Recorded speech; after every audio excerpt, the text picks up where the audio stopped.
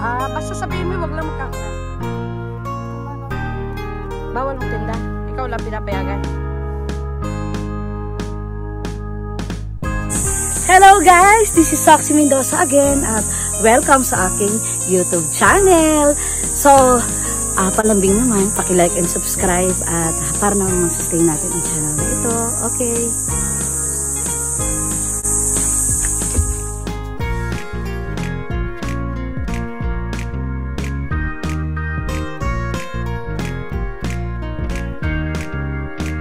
Hello guys, overtime kami ng anak ko dahil kailangan namin magpasa ng aming journal sa aming bookkeeper. So, lalayas muna ang inyong tindera. Pupunta tayo sa New City at titingnan natin si Ate Carlal na anak ng Tita Dikay dahil meron siyang art show.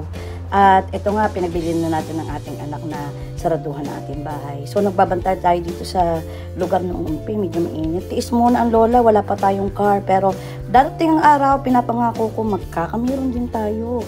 Tiyaga lang. At komportable pa naman tayo sa ating kung anong setup meron tayo. So, nandito na tayo guys sa New City. At ito nga, nakita natin ang sir. Ito ay kanyang art show sa kanyang mga eskwela. Andito na nga si Ate Carlal. Ito na nga opening prayer at niyaya niya ang kanyang mga student para mag-drawing sa gitna ng Papa Jesus habang inaawit ang madamdaming panalangin. So ito nga guys, inilibot natin ang ating camera sa mga bata, magagaling na mga bata from Adriatico Memorial School, OMNHS, Calapan Central School at kung saan pa sa kanilang mga artworks at hindi bagamat hindi tayo kasi na magtatagal dito at lumaan lang tayo dito dahil pupunta tayo sa bundok at inaantay tayo ng Ate Luz. Binigyan pugay natin ang mga gawa ng mga batang ito dahil tayo inanyayaan ng Tita Dikay para makita naman natin ang kanilang mga ginawa. So ito nga guys at nakakatuwa itong si Sir Arellano at talagang ibinabahagi niya ang kanyang talento sa mga mag-aaral from different schools ng Calapan City. At makikita mo talagang dapat talagang i-train ang mga bata mula pa yung batang-bata pa kapag nakita mo na sila para ma-open ang kanilang talent and skills. Talagang kapag ang bata ay magaling sa arts and crafts ay kahit bata pa lang sila i-enroll dito kay sir ay talagang ma-enhance ang kanilang mga potentials na matidevelop at ma-open ang kanilang kung ano talagang inclined talent, lalong-lalo na yun magaling sa pagdodrawing at sa arts and craft. So ito nga naglibot si sir at medyo namamaalam na tayo kaya inilibot natin ating camera. Nakita natin marami mga tao, mga magulang, talaga nagbibideo talaga sila at talagang sila ay proud na proud sa ginawa ng kanilang mga anak. Ito nga at inilagay ng sir ang mga maliliit na mga bata na nag-aral dito. So guys, ay overall ang ang arts and craft show ni sir ay talagang very successful at makikita nyo nga dito, pinokus ko dito sa mga maliliit na bata na ito, talagang kahit nakagulong sila sa sahig ay talagang sila hindi nila alintana kung sila ay nakagulong bagadiyan. Ang inintindi nila ay ang kanilang pagdodrawing, pagkukulay, pagmamatch ng mga colors, talagang hindi mo mapipigilan ng mga bata kapag talented.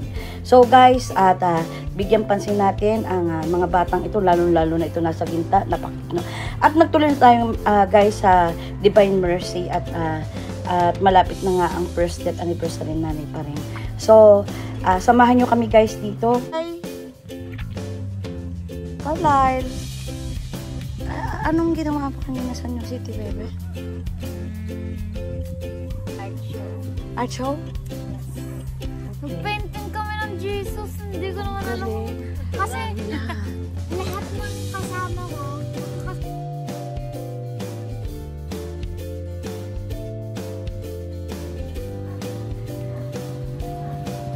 Anak, sige po na kayo dahil. Suportahan natin si Kuya. Kuya, anong food mo dyan? At pabilin kami water. May water dito. Malamig. Yun. Malamig. Yun. Si Mang Do. Asa?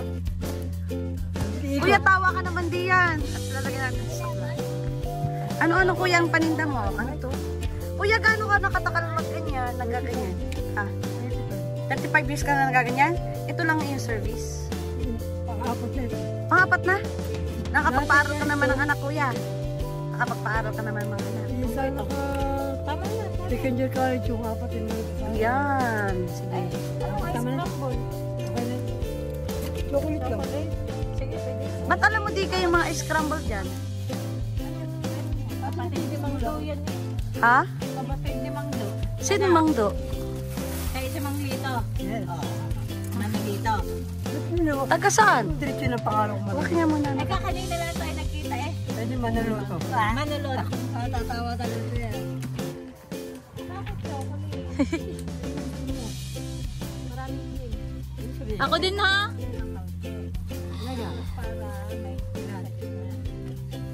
ako di ah. Gano ba ako kaganda dyan? Sige ka, makikita ka ng million viewers ni Mama. Wow!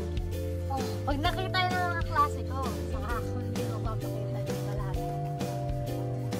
Wow, ang daming sarap. Chocolate pa. Ulit natin. So today kay Logan na sa'yo eh. Sige ha. Ganyan talaga yan. Hindi. Nakakayo.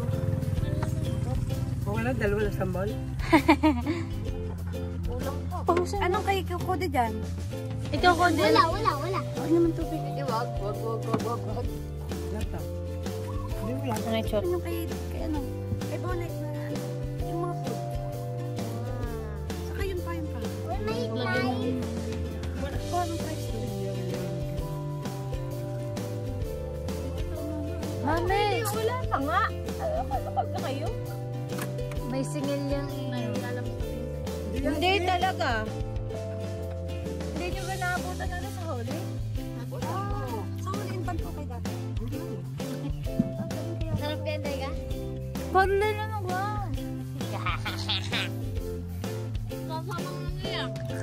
Sa bayarin nyo na muna rin.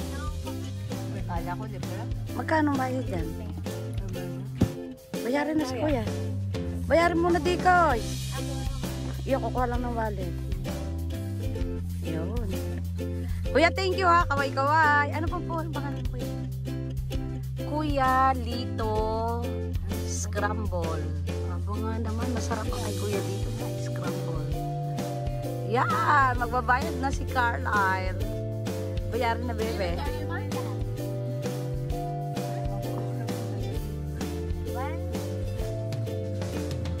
Kuya, ano yung lagi ka nandito? Anong bebenta? Dito lang sa Divine Mercy? Basta sabihin mo, wag lang magkakalat. Bawal magtinda. Ikaw lang pinapayagan. Gayon. At saka hindi kuya, pati dito, may at least may nakakapasok dito. Tulad nito, gutom na gutom kami, magdadala ka ng tubig. Sige kuya, salamat ha.